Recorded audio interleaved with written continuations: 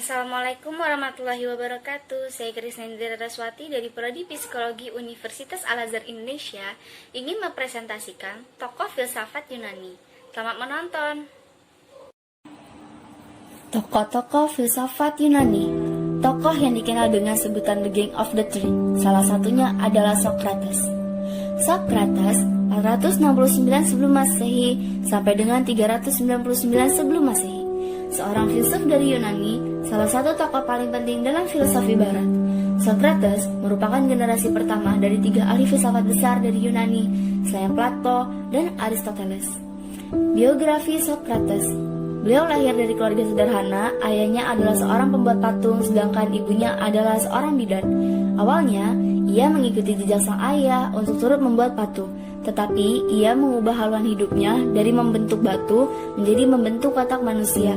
Lahir di Athena pada tahun 469 sebelum Masehi dan ia meninggal pada tahun 399 sebelum Masehi. Socrates adalah sosok yang kuat jasmaninya dan tahan menghadapi berbagai macam cobaan dan rintangan dalam hidupnya. Ia pernah berkali-kali membaktikan dirinya untuk Athena dan pernah pula aktif dalam politik. Tetapi akhirnya ia mengundurkan diri dalam kehidupan politik. Hal yang unik dalam diri Socrates. Bagi para murid Socrates, hal yang unik dalam diri Socrates adalah selalu bertanya. Sungguh-sungguh selalu bertanya, sebab ia banyak tahu. Ia juga berbicara dengan banyak orang di Athena, seperti tukang, pelukis, prajurit, ahli perang, sampai politis. Socrates dikenal dengan orang yang berpengetahuan dan berbudi baik. Ia mengaku sebagai orang yang tahu apa-apa. Suatu sikap terkenal dengan istilah ironi Socrates. Filosofi Socrates. Ajaran Socrates yang sampai saat ini tidak pernah dituliskan, melainkan dilakukan dengan perbuatan, yakni dengan cara hidup. Bagi seorang Socrates, filosofi bukan hasil, bukan ajaran yang berdasarkan dogma, melainkan fungsi yang hidup. Filosofinya mencari kebenaran.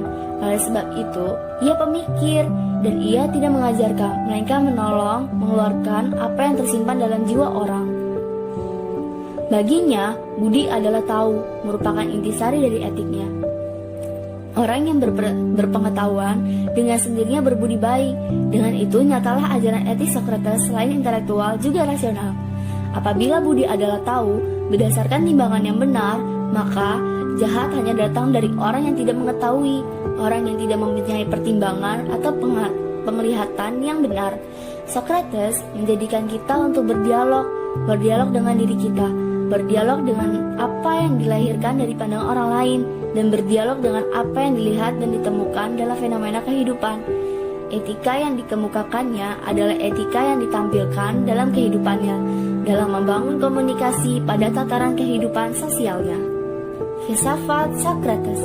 Filsafat pra-Socrates hanya membahas tentang objek alam, sedangkan Socrates di samping membahas alam juga membahas manusia, jiwa, dan yang lainnya. Dari hal tersebut, timbullah pemikiran-pemikiran yang sangat bermanfaat sampai sekarang ini. Adapun pemikiran-pemikirannya adalah sebagai berikut. Pemikiran tentang adanya kebenaran umum, karena Socrates berpikir bahwa tidak semua kebenaran itu bersifat relatif, atau disebut juga cara berpikir induksi, yaitu menyimpulkan pengetahuan yang sifatnya umum dengan berpangkal dari banyak pengetahuan tentang hal yang bersifat khusus.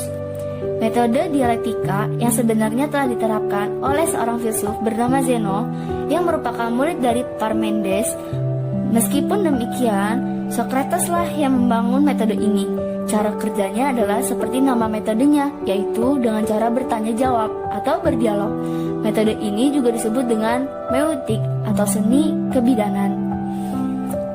Pemikiran tentang keutamaan adalah pengetahuan.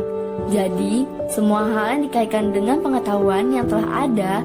Bahkan Socrates telah menjelaskan bahwa baik dan jahat dalam kehidupan manusia dikaitkan dengan pengetahuan, bukan dengan kemauan manusia. Pemikiran tentang adanya manusia yang abadi atau immortalitas. Socrates berpendapat bahwa orang yang mati hanya meninggalkan jasad dan ruhnya akan menuju alam ke selanjutnya. Socrates juga berpendapat bahwa ada kebenaran objektif yang tidak bergantung kepada satu atau kita.